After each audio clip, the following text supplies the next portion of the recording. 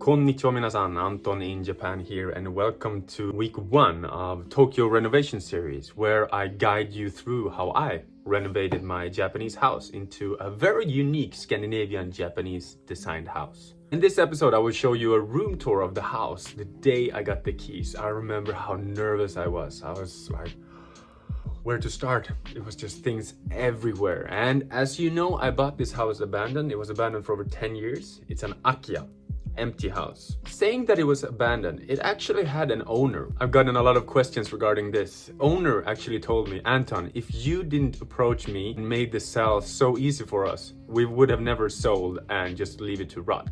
So what did I do to make this transaction as easy as possible? But basically, I told them, okay, I'll buy it as is. Walked inside for 5 minutes.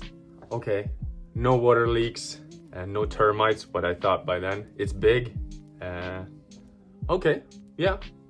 What's the price? And then we agreed on a price, and I also promised them to take care of everything that was inside, which made the transaction incredibly easy for the seller.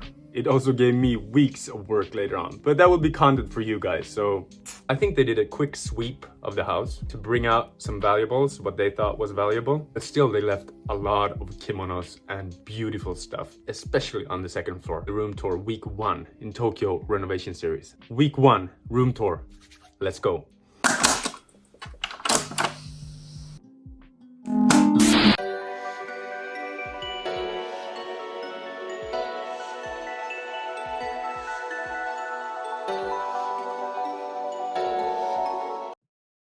So this is the entrance, in Japanese called genkan.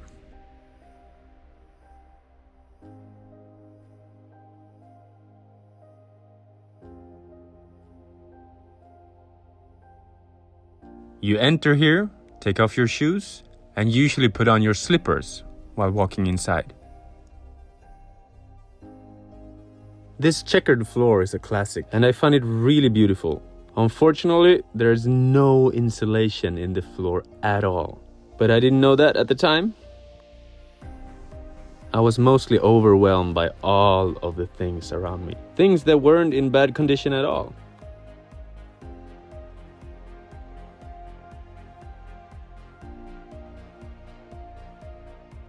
You can tell that someone really took care of this home with love. You will see these fusuma in a minute. The sliding doors. Not a single hole in them, and everything is more or less left in order, despite being abandoned for over 10 years.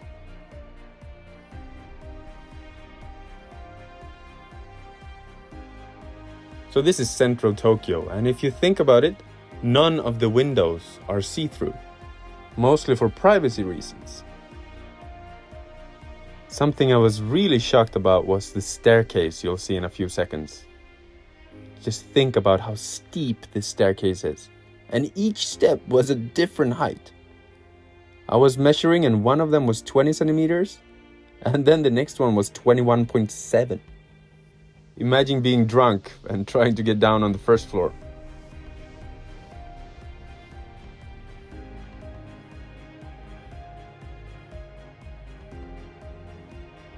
Pretty smart with a little window on the toilet door, right?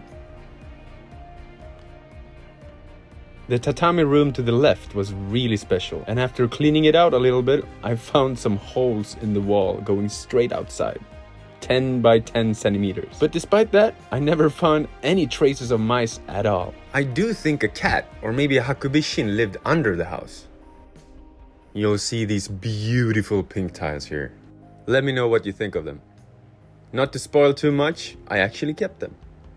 So this was the day I got the keys to this house, and to say the least, I was very overwhelmed. I planned to put a sauna in here, but at this moment, I didn't think about that. So in Japan at the moment, there is a sauna boom. Small, more luxurious saunas are popping up almost everywhere, and it's kind of weird to see that as a Swede. But I think it goes really well with the sento and onsen culture they have here in Japan. You see how close my neighbor's house is, right? And my neighbors have thanked me so many times for taking care of this akiya. People often worry about akiyas catching fire and rapidly spreading throughout the neighborhood. Imagine if a big earthquake hits Tokyo and this house goes down. I quickly understood that I had to redo the staircase. Look at this. I had a beam on about 150 centimeters above the steps. This room to the left is so beautiful. Look at the sunlight in here.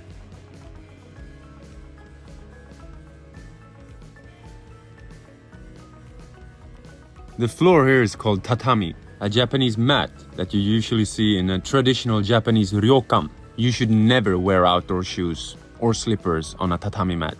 It's really fun to order new tatami mats, and my neighborhood's tatami guy, Mr. Namigai-san, has shown me several times how they're made. He has a small shop in my area, and I'll show you someday. It's really interesting. Traditional Japanese craftsmanship.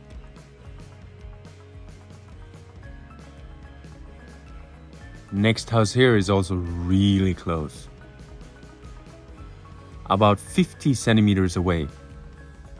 It was actually really hard to determine what I actually had bought because of all the stuff everywhere.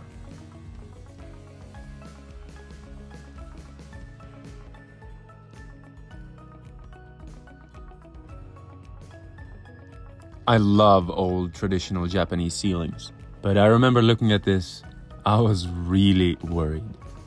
The house in general seems to be in good shape, but what if there is a water leak? These dark spots made me really worried. Even if it isn't leaking now, maybe during typhoon season it will. There are some signs of water leakage, but if they're recent or not, I couldn't tell. All these beautiful old traditional elements is something I really like. And I remember thinking in the back of my head, maybe I don't even need to renovate at all. Just a quick little renewal.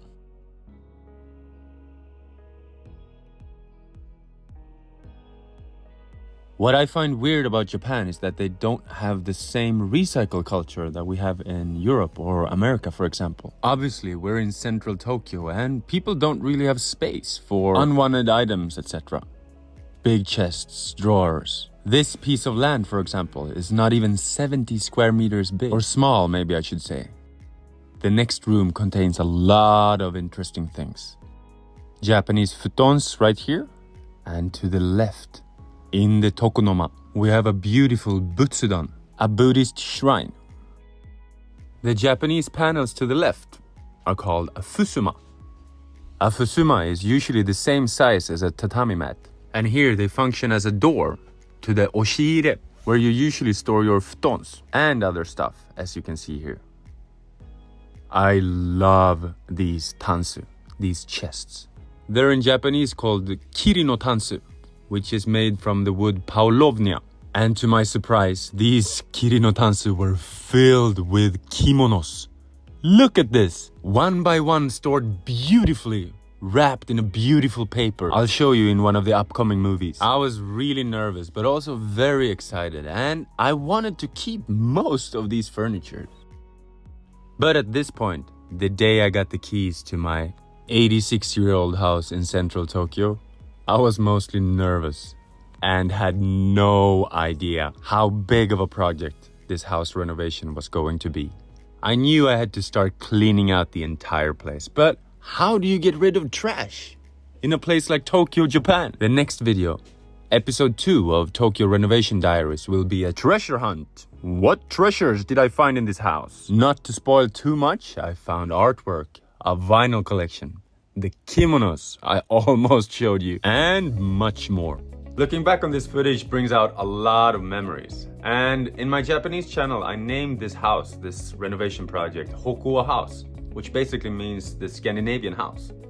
I wanted to bridge my own grown-up, Sweden, and Japan, where I live. It's a Japanese house. Episode 2 of Tokyo Renovation Diaries will be a treasure hunt. What beautiful things did I find in my 86-year-old akiya in central Tokyo? Stay tuned and please let me know in the comments if there's anything specific you want me to cover. See you soon. Anton in Japan.